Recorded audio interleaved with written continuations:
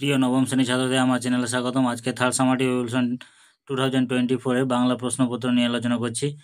দেখে নাও তোমাদের স্কুলে এই প্রশ্নগুলো এসেছে কিনা। সঠিক উত্তরটি নির্বাচন করো। 1 নম্বরে যে শ্রবণের নিরুদ্দেশ সম্পর্কিত বিজ্ঞাপনে পিতার গম্ভীর স্বর থেকে ধ্বনিত হতো।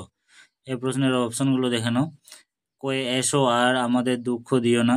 ক্ষয়ে এখন না এলে তোমার মাকে আর দেখতে পাবে না। গয়ে ফিরে এসো তোমার মা শয্যাগত। ঘয়ে তিনি শুধু তোমারই নাম করছেন এখনো। এই প্রশ্নের অ্যান্সার হলো অপশন খ, অর্থাৎ এখন না এলে তোমার মাকে আর দেখতে পাবে না। এরপর চলো নেক্সট কোশ্চেন। ভদ্র নির্বিরোধী শান্ত প্রকৃতি মানুষ ভদ্র লোকটি হলেন। অপশন লেখো। হেডমাস্টার মহাশয়, ক্ষয়ে নিশানাথ বাবু, গয়ে হিরুর কাকা, আর গয়ে হচ্ছে স্কুলের সেক্রেটারি। এই প্রশ্নের অ্যান্সার হবে অপশন খ, অর্থাৎ নিশানাথ বাবু। এরপর চলো নেক্সটে আদিবিদ্যান রূপে পরিচিত হলেন। অপশনগুলো দেখো। কয়ে জয়দেব, ক্ষয়ে বিটপাল, গয়ে কপিলমণি, আর ঘয়ে হচ্ছে ব্যাসদেব।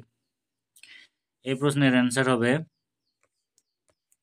অপশন গ, অর্থাৎ কপিল মুনি। এরপর চলো নেক্সট কোশ্চেন।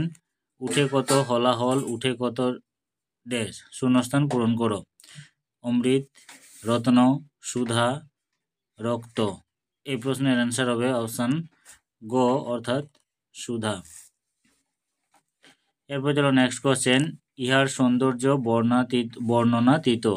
কার সৌন্দর্যের কথা বলা হয়েছে? অপশানগুলো দেখো। কয়ে হিমালয় রেলগাড়ি, ক্ষয়ে কার্শিয়াংয়ের প্রকৃতি, গয়ে হরিতবর্ণ চায়ের ক্ষেত, আর ঘয়েছে জলপ্রপাত বা নির্ঝর। এই প্রশ্নের অ্যান্সার হবে অপশান ঘ, অর্থাৎ জলপ্রপাত। এরপরে চলো নেক্সট প্রশ্ন। নব সৃষ্টি প্রবন্ধাংশে প্রাবন্ধিক অতিশয় নিষ্ঠাবান ব্রাহ্মণ পণ্ডিত বলে উল্লেখ করেছেন। অপশনগুলো দেখো। অপশন কয়ে বিদ্যাসাগরকে, ক্ষয়ে বঙ্কিমচন্দ্র চট্টোপাধ্যায়কে, গয়ে হরপ্রসাদ শাস্ত্রীকে, আর ঘয়ে বসুমতী সম্পাদককে। এই প্রশ্নের অ্যান্সার হবে অপশন গ, অর্থাৎ হরপ্রসাদ শাস্ত্রীকে। এরপরে চলো নেক্সট কোশ্চেন। 7 নম্বর প্রশ্ন। জেলের হাতের বাঁধন খুলে দিয়েছিল। প্রথমে দেখো অপশন রাজশালক, ক্ষয়ে প্রথম রক্ষী, গয়ে দ্বিতীয় রক্ষী, ঘয়ে রাজামশাই। এই প্রশ্নের অ্যান্সার হবে অপশন গ, অর্থাৎ দ্বিতীয় রক্ষী। এরপরে চলো নেক্সট কোশ্চেন। প্রফেসর শঙ্কু তার বাবার লেখা যে চিঠি পড়েছিল সেগুলি ড্যাশ। অপশন 52-53 বছর আগেকার, ক্ষয়ে 50-52 বছর আগেকার, গয়ে 50 বছর আগেকার, ঘয়ে 59-60 বছর আগেকার। এই প্রশ্নের অ্যান্সার হবে অপশন গ, অর্থাৎ 50 বছর আগেকার। এরপরে চলো নেক্সটে 9 নম্বরে। শঙ্কু সন্ডার্সের রোগের চিকিৎসার জন্য পাঠিয়েছিলেন। অপশন দেখো। কয়ে 10টি স্বর্ণপর্ণির পাতা, ক্ষয়ে 6টি স্বর্ণপর্ণির পাতা, গয়ে 10টি মিরাকিউরেলের বড়ি, 6টি মিরাকিউরেলের বড়ি, আর ঘয়ে হচ্ছে 10টি মিরাকিউরেলের বড়ি। এই প্রশ্নের অ্যান্সার হবে অপশন ঘ, অর্থাৎ 10টি মিরাকিউরেলের বড়ি।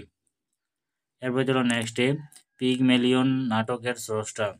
অপশানগুলো দেখো। জন কিটস, ক্ষয়ে উইলিয়াম শেক্সপিয়ার, গয়ে বার্নার্ড শো, আর ঘয়ে ও হেনরি।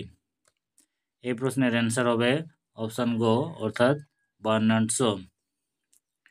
এরপরে বাংলা অর্ধস্বর কটি? অপশানগুলো দেখো। 2টি, 4টি, 6টি, আর 8টি। এই প্রশ্নের অ্যান্সার হবে অপশান খ, অর্থাৎ 4টি।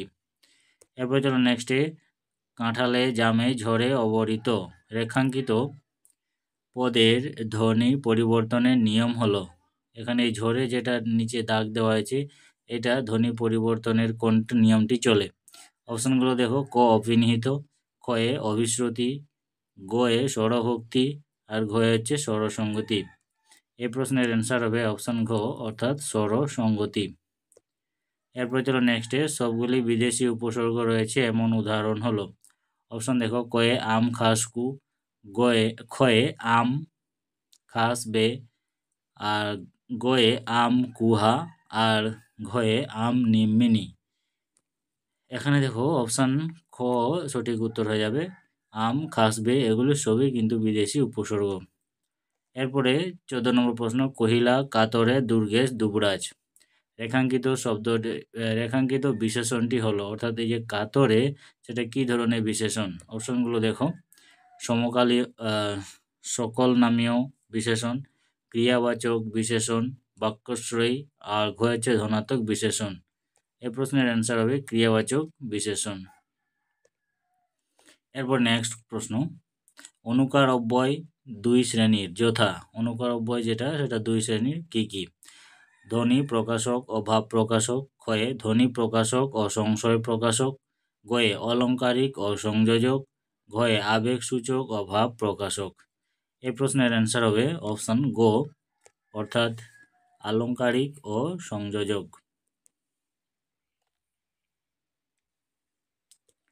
এরপরে যে নেক্সটে, খেলিছ এ বিশ্বলয়ে। খেলিছ একটি অর্থাৎ কি ক্রিয়া? সকর্মক অসমাপিকা, অকর্মক সমাপিকা, সকর্মক সমাপিকা, ঘয়ে নির্দেশক সমাপিকা।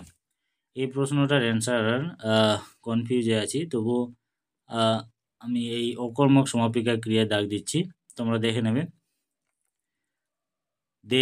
দেউটি গোসাই ঘোড়াই শব্দ তিনটি কি? তৎসম শব্দ, অর্ধ তৎসম শব্দ, তদ্ভব শব্দ, না দেশি শব্দ?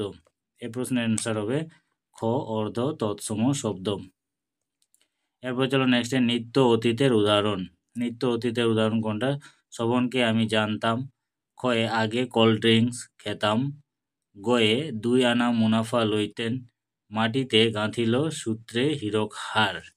এই প্রশ্নের অ্যান্সার হবে অপশন খ, আগে কোল্ড ড্রিঙ্কস খেতাম। এরপরে 2-এ, এটা 18টি প্রশ্ন তোমাদের এখান থেকে করতে হবে। তোমরা দেখে নাও, এই তার যা কিছু বিষয় সম্পত্তি, তার সম্পত্তি বিষয় সম্পত্তি পরিচয় দাও। 2-এ, সে কি হয়েছে নায়েব মশাই, কে কেন এই প্রশ্ন করেছিল। 3-এ, কবি জয়দেবের পরিচয় কি। 4-এ, ভগবান পড়বে ফাঁসি এ কথার অর্থ কি। 5-এ, সহসা নদী বলিয়া ভ্রম জন্মে, কোন বস্তুকে নদী বলে ভ্রম হয়। 6-এ, আলোল ও হুতম বলতে কি বোঝানো হয়েছে। 7-এ, প্রভু অনুগৃহীত হলাম, বক্তা কিভাবে অনুগৃহীত হয়েছিল। 8-এ, প্রফেসর শঙ্কু কত বছর বয়সে আইএসসি পরীক্ষা পাস করেন। 9-এ, কি দেখে প্রফেসর শঙ্কুর মনে হয় যে রসুনের উপাদানের তালিকা দেখছি। 10 নম্বরে, আলহাইল মিটেল কথার অর্থ কি।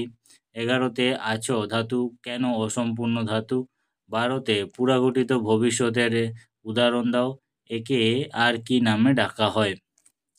13 নম্বর প্রশ্ন, পরীক্ষা লাস্ট বেল পড়ো, সন্ধিযুক্ত পদটি বেছে নিয়ে সন্ধি বিচ্ছেদ করো। 14-এ, আঁচলটা নিংড়ে পড়িব এখন, কোন ধরনের ধ্বনি পরিবর্তন হয়েছে। 15-তে, নাম ধাতু কাকে বলে উদাহরণ দাও।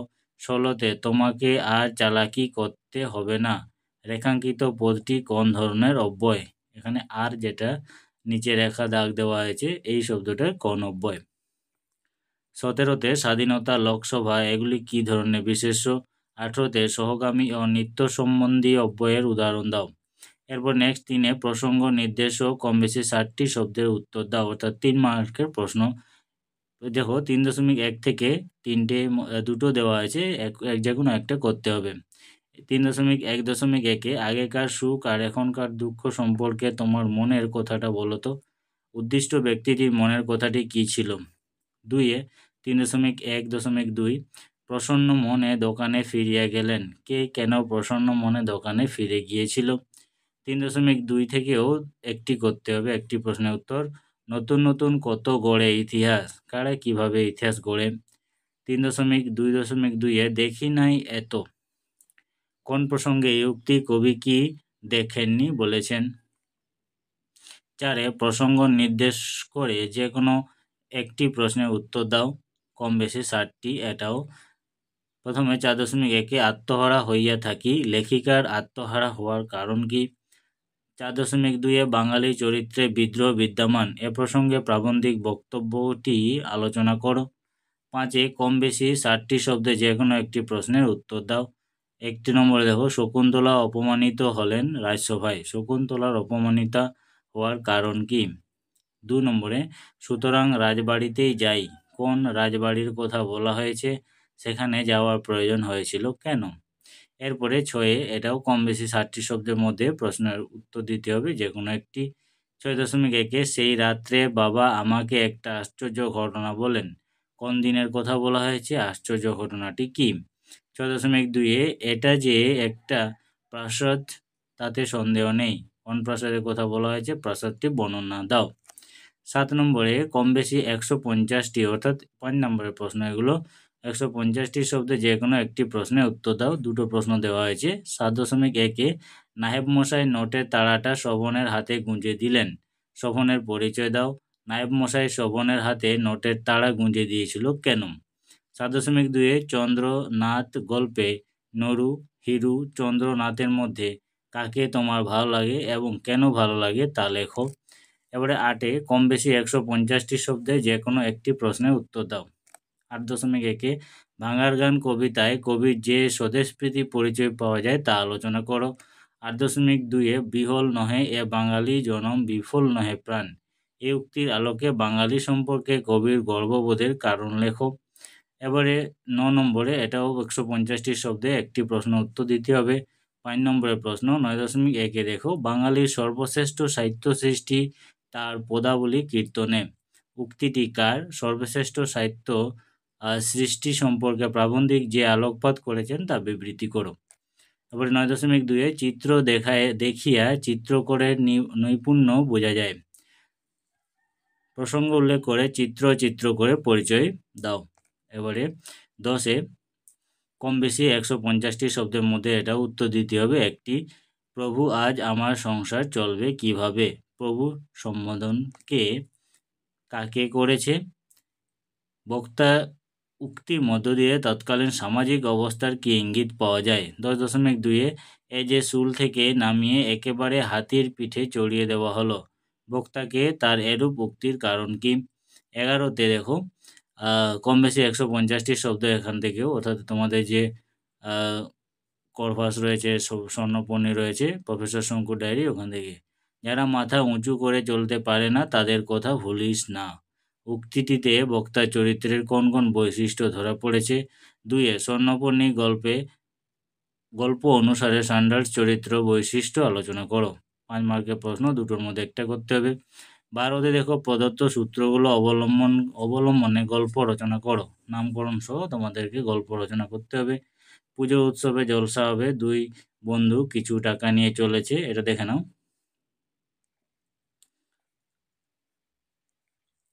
এরপরে 13তে 400টি শব্দের মধ্যে একটা প্রবন্ধ রচনা লিখতে হবে, 4টি দেওয়া আছে, সেখান থেকে একটা তোমাদের করতে হবে। 1 নম্বরে বিজ্ঞান আশীর্বাদ না অভিশাপ, 2 তোমার প্রিয় মনীষী, 3 দেশ ভ্রমণ শিক্ষার অঙ্গ, 4 খেলাধুলার প্রয়োজনীয়তা।